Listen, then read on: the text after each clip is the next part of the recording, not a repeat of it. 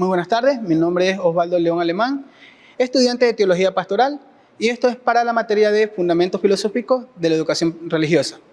Vamos a comenzar con la entrevista con el pastor Vladimir Elizalde. Mi nombre es Vladimir Elizalde Mejía, soy pastor ordenado de la Conferencia Evangélica de la Asamblea de Dios y pastor principal de la Casa Emanuel aquí en la ciudad de Bahoyo. También soy graduado en el Instituto del CEBAC, Seminario Bíblico de la Asamblea de Dios, con un título de licenciatura en Teología. Bueno, comenzamos con la primera pregunta. ¿Qué entiende su comunidad por educación cristiana? Bueno, procuramos que nuestra iglesia entienda que la educación siempre es muy importante, ¿verdad? En todos los niveles, no solamente en el nivel secular, sino también en el nivel cristiano. Así que nosotros le damos mucho énfasis, es más, ahorita estamos tratando temas como el psicoanálisis con los chicos, o dándole información, ¿verdad?, sobre su carácter y cómo podríamos de una u otra forma ayudarlos en la educación, no solamente secular, sino también cristiana, ¿verdad? ¿Cómo usted define la educación cristiana? Bueno, definitivamente la educación cristiana es un arte, ¿verdad? Poderle transmitir a los muchachos, a los niños en este caso, como dice la Escritura, instruye al niño, una forma de instruirlos para que cuando sean ya adultos y puedan enfrentarse a la realidad de este mundo, puedan definitivamente ser unos buenos hombres, buenos ciudadanos, ¿verdad? Claro, como dice la palabra, ¿no? Instruye al niño y aún en su adultez no se apartará. A veces nos preocupamos mucho por la educación secular, que está bien, ¿no? Pero también debemos darle mucho énfasis a la educación cristiana y enseñar muchos valores, ¿verdad? También sobre situaciones que ahora vivimos, ¿verdad? En la iglesia tenemos algunos niños, por ejemplo, con algunos problemas, ¿verdad? Y tenemos algunas personas que de una u otra forma tratan de ayudarlos para que puedan desenvolverse en nuestra sociedad. Ok. ¿Cree que en la sociedad actual existen suficientes desafíos bíblicos, teológicos y espirituales como para merecer un departamento de educación cristiana? Tenemos desafíos a diario, todo tipo de desafíos, ¿verdad? La educación en los últimos años ha tomado un sesgo bastante complicado, ¿verdad? Se enseña sobre inclusiones, algunas cosas, ¿verdad?, con grupos minoritarios. Tenemos alguna teología bastante complicada, todavía se enseña algunas cosas que definitivamente están torciendo la verdad. Así que tenemos muchos desafíos, no solamente en el área de educación, ¿verdad? Tenemos desafíos teológicos, ¿verdad? Creo que en esa área de Latinoamérica especialmente no tenemos muchos teólogos, ¿verdad? Creo que la mayoría de nuestros teólogos están en la parte del norte, ¿verdad?, europeo, pero sí tenemos muchos desafíos y la única forma de poderlos enfrentar es a través de la educación, ¿verdad? Ok, dice, ¿qué desafíos bíblicos, teológicos y espirituales identifica usted en la sociedad que representa una amenaza para la salud espiritual e intelectual de la iglesia? Yo creo que uno de los desafíos mayores tienen que ver con estos grupos minoritarios, ¿verdad?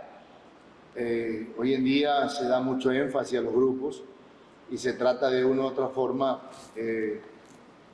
Yo no creo que es la forma que se debe ser, no se lo trata de comprender, más bien creo que nosotros debemos tener misericordia de ellos, pero hoy día tenemos muchos desafíos. Por ejemplo, esta cuestión de muchos apóstoles, muchos profetas, que la Escritura obviamente dice, pero muchos de ellos creyendo tomar el control o creyendo que ellos son los que tienen la última palabra, ¿verdad? Definitivamente está afectando, ¿verdad?, a nuestra educación y a nuestra sociedad, en este caso religiosa, ¿verdad?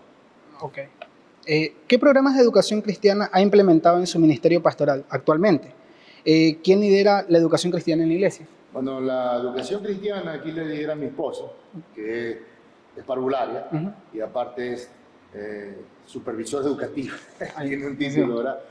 Y también tenemos otros personas que están encargadas de la educación, que son profesionales, y ellos nos están ayudando en el aspecto básicamente de tratar a los niños, ¿verdad?, como se debe tratar a los niños, con respeto.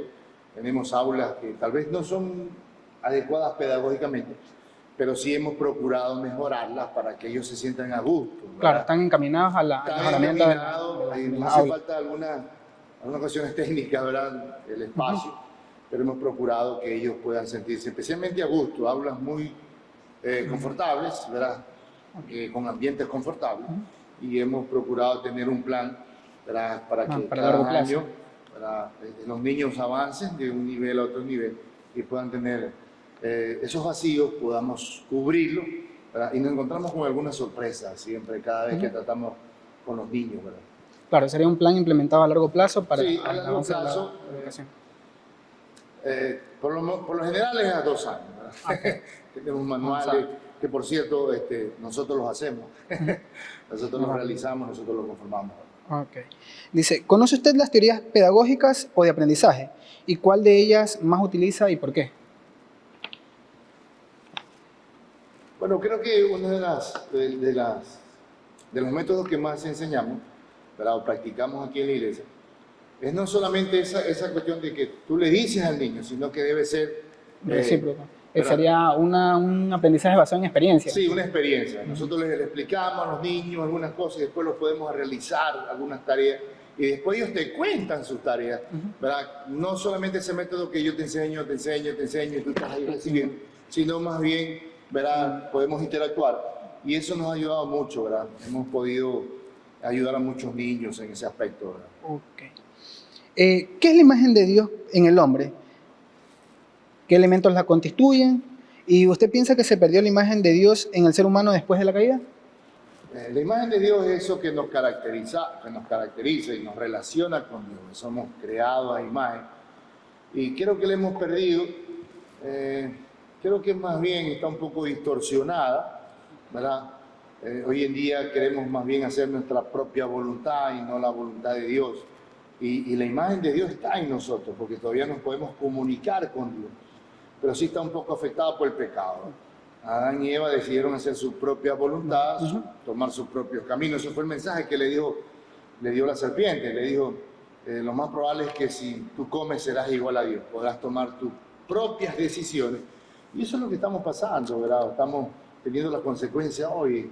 El ser humano toma sus propias decisiones, ¿verdad? Y normalmente, casi siempre, no son las decisiones apropiadas, ¿verdad? Para nuestro entorno, ¿verdad? Nuestra familia, definitivamente, y en el país. Tú sabes, la situación que estamos viviendo en el país es complicada, ¿verdad? Se tomaron leyes que definitivamente no contaron con esa guía de Dios y casi siempre nosotros buscamos resolver los problemas por nuestras propias ideas, que no está mal, pero sí siempre debemos consultar a Dios, ¿verdad? Claro, es uno de los atributos comunicables de Dios. Claro, tú puedes conversar con él. Al hombre definitivamente nos parecen correctas algunas cosas, pero definitivamente, ¿verdad? Hoy en día tenemos mucho libertinaje, ¿verdad? Yo soy libre, y entonces ando con un parlante por la calle y hago bulla, y no entiendo que tú también tienes una libertad y que yo debo ser de una u otra manera respetuoso de tu libertad para que tú de una u otra forma también respetes mi libertad. Creo que es la famosa regla de oro, ¿verdad? Todo lo que yo quisiera que hagan conmigo, yo primero debo hacerlo contigo para que de una u otra manera estemos a la par, ¿verdad? Ok. ¿Cómo debe reaccionar la iglesia y la pastoral ante los cambios acelerados de la cultura? La cultura, bueno, hemos cambiado mucho, ¿verdad? Hemos dado un paso gigantesco, ¿verdad? Y yo creo que la Escritura sí nos da algunos parámetros para nosotros poder reaccionar de acuerdo a estos cambios, ¿verdad? Tenemos que adaptarnos a algunas cosas y definitivamente la iglesia creo que sí está preparada, ¿verdad? Porque cuando podemos buscar en la Escritura nos damos cuenta que Pablo, por ejemplo, se adaptó a la cultura. Él vivía en una cultura bastante complicada que era Corinto. Sin embargo, no hubo mayor inconveniente.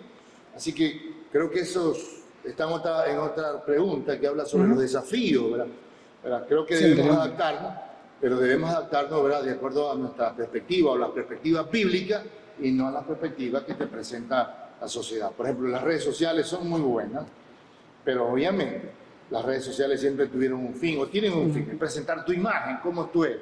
Y nosotros lo que debemos presentar es la imagen de Dios vivo, de un Dios salvador, de un Dios que quiere rescatar al hombre. Claro, como lo dijo Pablo, ¿no? Ustedes están en el mundo, pero no pertenecen al mundo, no se apegan al mundo. ¿Verdad? Estamos en este mundo y si nosotros creemos que solo las redes sociales, tenemos otros aspectos que definitivamente tú puedes estar en tu casa y tú no te mueves de tu asiento y con un control prendes el aire acondicionado, ¿ese?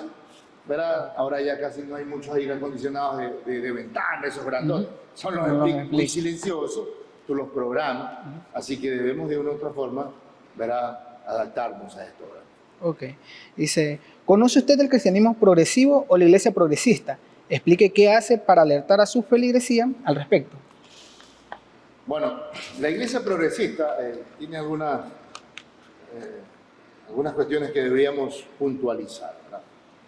Creo que a medida que vamos avanzando, hemos tomado o hemos dejado algunas cosas. Por ejemplo, la única forma de contrarrestar el progreso también es esta forma un poco abrupto, un poco que te trata de abrazar, es con escritura, ¿verdad? No podemos dejar, por ejemplo, la escritura. Ahora muchos cristianos, o se llaman cristianos, son cristianos progresistas, dejan a un lado la autoridad de la escritura. Entonces dicen, no, pero este libro, yo no estoy en contra de los libros, tengo muchos libros y yo leo, pero básicamente la mayor autoridad en cuanto a mi vida es la escritura, ¿verdad? Otro punto también que hay que tomar muy en cuenta de esta iglesia progresista, que está dejando a un lado a Dios. Y dejar a un lado a Dios no es bueno. Claro, a ese punto iba. Por ejemplo, ellos dicen que el amar a Dios es amar al hombre. Por ejemplo, en el caso del el lesbianismo, la homosexualidad, dicen que amar a Dios es amar al hombre y creen que Dios es amor, pero lo tergiversan, lo distorsionan a su forma de pensar. Sí, y no solamente en el Dios es amor, ¿verdad? Hay los mandamientos, Jesús los resumió en dos, y Él dice, ama a tu prójimo como a tú mismo. Entonces, tú quieres amar a las personas, pero tú tienes que primero comenzar a amarte a ti y ver tus errores, ¿verdad? Pero a veces cuando nos comenzamos a amar a nosotros, consideramos que nosotros somos únicos, que si nosotros nos damos una opinión o si nosotros no estamos, no se resuelven las cosas. Y no es así, ¿verdad? Definitivamente no podemos dejar a un lado a Dios. Dios es nuestra máxima autoridad. Aunque la ciencia puede decir muchas cosas, ¿verdad? Hay científicos que definitivamente te dicen, ¿verdad? Hay muchas galaxias. Pero hasta donde sabemos, la Tierra es el único planeta donde hay condiciones para poder vivir. Y siempre se dice, se cree, pero no se puede afirmar, ¿verdad? Lo que sí podemos afirmar es que la Tierra es ese planeta que tiene las condiciones donde se ha podido desarrollar la vida. Y ahí tuvo que intervenir la mano de un ser todopoderoso. Claro, porque incluso, como dicen, ¿no? La NASA ha visto que hay planetas habitables, pero sin embargo no hay vida. O sea, hay planetas habitables y no hay vida. Sí, sí. Bueno, ahora sabemos por la ciencia, ¿no? Que tenemos varias galaxias, ¿no? Y que definitivamente es una expansión, ¿verdad? Y eso es que las personas a veces, ¿no? Tú te preguntas, ¿y por qué? Bueno, podríamos hacernos muchas preguntas, pero definitivo, hasta ahora, ¿verdad? Somos el planeta que definitivamente tiene las condiciones para poder vivir. Se cree, pero solo se cree, no se puede afirmar, ¿verdad? Y no hay todavía, aunque hay proyectos de varias instituciones, ¿verdad?, espaciales, de ir y colonizar, pero hasta ahora no hay condiciones de vida favorables. Claro. Bueno, damos por culminada la entrevista al pastor Vladimir Elizalde. Muchas gracias. No, gracias a ustedes y que Dios les bendiga mucho. Bendiciones. Bendiciones.